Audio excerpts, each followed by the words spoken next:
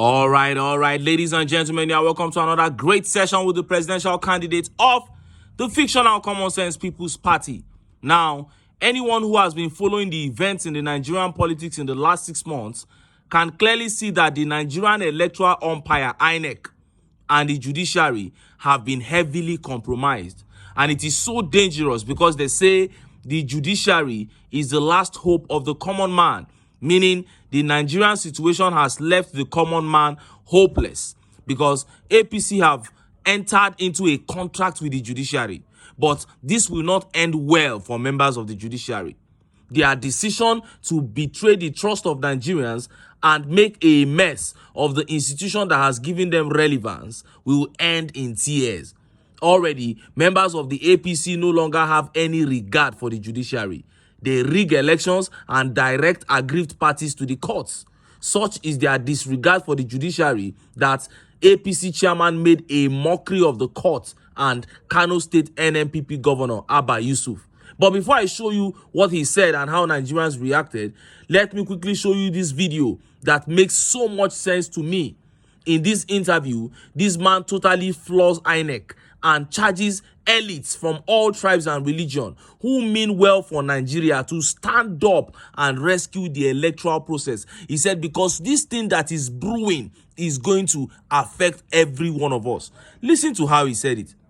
Once again, thank you. Now, I think very clearly that having done the election, or the presidential election in February, and then also done the off-cycle election just last weekend, there is absolute need, and I want to repeat, absolute need to interrogate the philosophy behind the protocols for electioneering and the elections in Nigeria. It's not serving the expected purpose, and it is the elite that will do it. The beneficiaries today, they are happy and they are enjoying it, but we know that what goes around comes around. It is not reflective at all of decent society. The feedbacks we are getting, the feedbacks we are hearing is that the institutions of state that are supposed to lead Nigeria to the benefits of the 21st century don't seem to understand what the assignment is. I think very clearly that not only are the institutions to be checked, the people themselves have been locked into what I call political clientelism. Political clientelism is a phenomenon that anchors around giving products and services in exchange for political patronage. Another name for vote buying.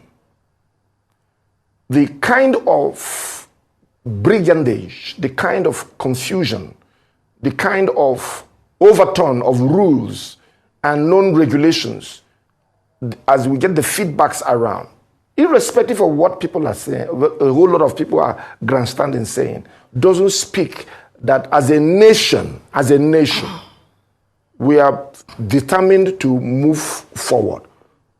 And this is a conversation that should come at the table of the elite. It's not the voter, the elite.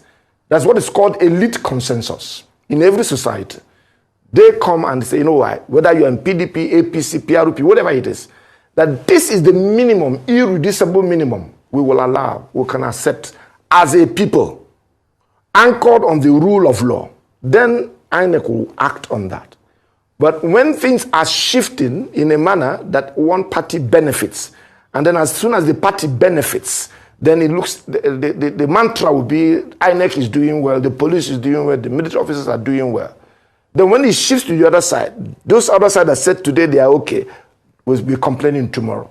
So I think that what we have seen in these past elections should trigger a conversation around the public space as to whether INEC, police, and the various agencies that are empowered as institutions of state to ensure that the protocols of election produces the leadership that will give us the governance we want. Elections always and should be a referendum on incumbents and an interview also for the new entrants.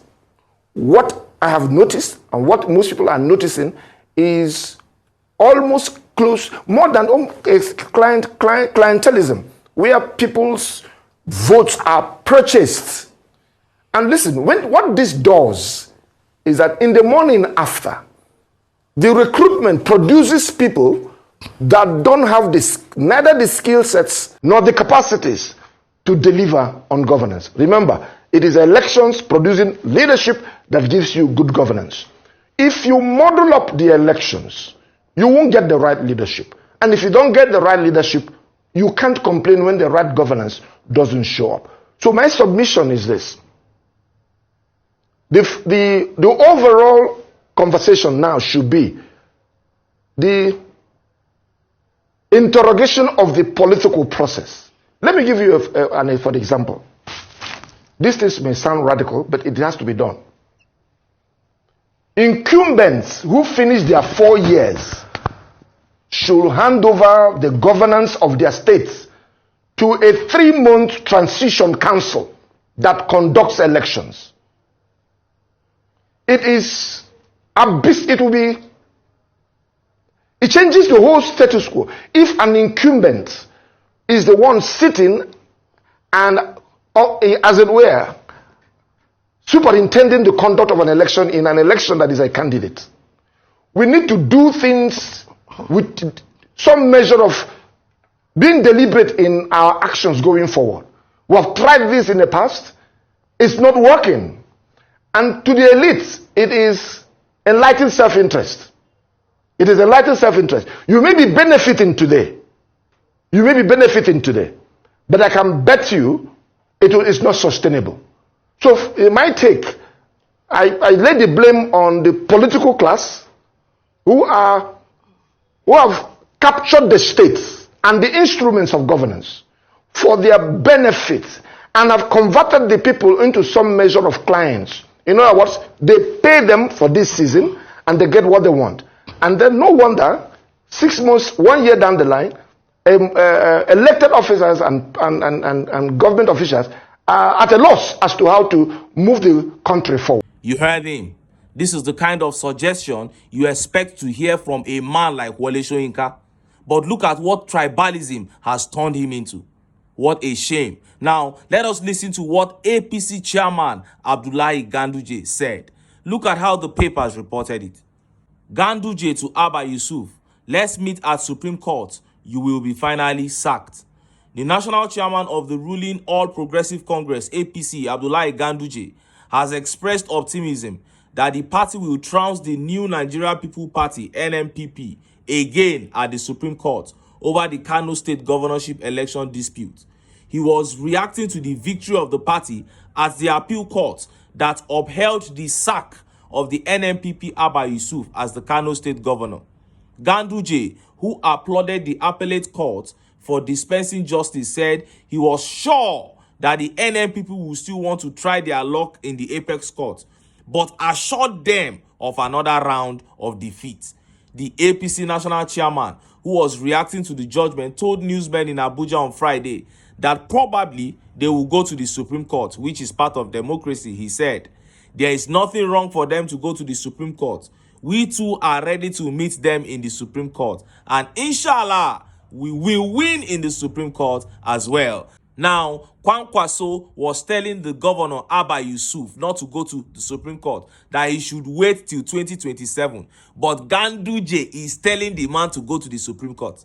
Ganduje, who is an opponent, is forcing Abba Yusuf to go to the Supreme Court because he knows the arrangement that he has with the judges. And look at how Nigerians reacted. Look at some of the tweet reactions. This tweet by Obanimi says, the confidence is strong. APC will so wreck this country. I'm telling you, these people will totally wreck the country. This one says, it is not wise to say, let's meet at Supreme Court. Rather, say, let us go and meet our APC party people. Yes. They don't take over Supreme Court now. And this tweet here says, the confidence in APC that they tell opponents to go to court speaks volume on how they have compromised the judiciary. It's as simple as that. This tweet by Salah says, Nigeria Supreme Court has now become APC extension office. That is just what is happening. This tweet by Alex Quinin says, that's what judiciary have turned themselves into. Just imagine, my brother. This tweet by February says, that's to say, Supreme Court is in your pocket. Otiyewa, we understand you. Judiciary, can you hear that? They can hear. They no get shame again. This tweet by Kuchi says, that means that he is behind the ruling. Our judiciary is finished. Oh, what a shame. This tweet here by Danfodio says, if the system is working, Ganduje should be serving life imprisonment in an underground prison now. Oh. Anyway, it is what it is. This is the situation of Nigeria now, and it is left for us to do something about it. Or make we sit down, they look, they complain, make few people, they destroy this country, they go. Anyway, make I leave am here. Make I still enter town. Make I go get some ogbonge political news wey una go like. Why? Because of una. Now I dey here. So, don't go away. Sorry,